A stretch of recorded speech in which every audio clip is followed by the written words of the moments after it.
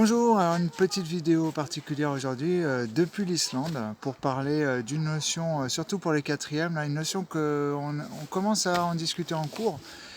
On l'a un peu évoqué, on n'en a pas vraiment parlé encore, ça va venir à la suite, c'est la notion de plaque tectonique. Alors la plaque tectonique, on ne l'a pas encore tout à fait vue, mais on a vu ensemble que les volcans et les séismes, ils n'étaient pas répartis n'importe comment à la surface du globe. Et si on fait la carte des volcans, des foyers de séisme, des dorsales océaniques, des chaînes de montagnes et des fosses océaniques, on peut découper la carte du globe en une espèce de gigantesque puzzle, donc façon puzzle.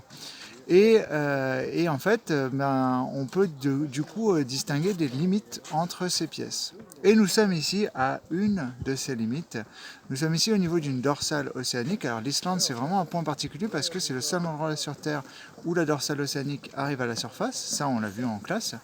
Et elle arrive à la surface parce qu'on a la conjonction de deux phénomènes. On a d'un côté la dorsale océanique et de l'autre côté le point chaud qui permet de faire remonter cette dorsale océanique à la surface des océans.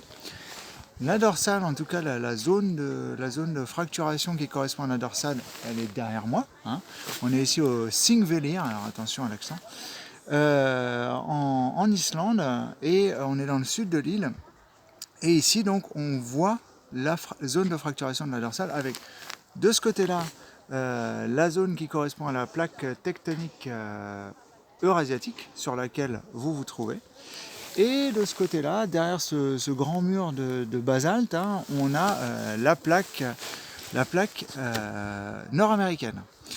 Les deux plaques ont tendance à s'éloigner l'une de l'autre d'environ 1 à 2 cm par an, tout simplement parce que sur les parties actives de la dorsale, alors c'est pas le cas ici on est sur une partie non active de la dorsale, mais au niveau des parties actives de la dorsale, on a du magma qui remonte à la surface, et ce magma il va pousser les deux plaques l'une dans une direction vers l'est, c'est la plaque eurasiatique, et l'autre vers l'ouest, c'est la plaque nord-américaine. Et du coup, les deux plaques ont un mouvement divergent comme ça. Elles s'éloignent l'une de l'autre à la vitesse d'1 à 2 cm par an. Tout simplement parce que le magma remonte à la surface et pousse les plaques. On parle d'une limite de plaques divergentes. Voilà. Allez, je m'arrête là pour cette petite explication. On reparlera de ces plaques tectoniques en classe. En attendant, je vous souhaite bonnes vacances et je vous dis à très bientôt.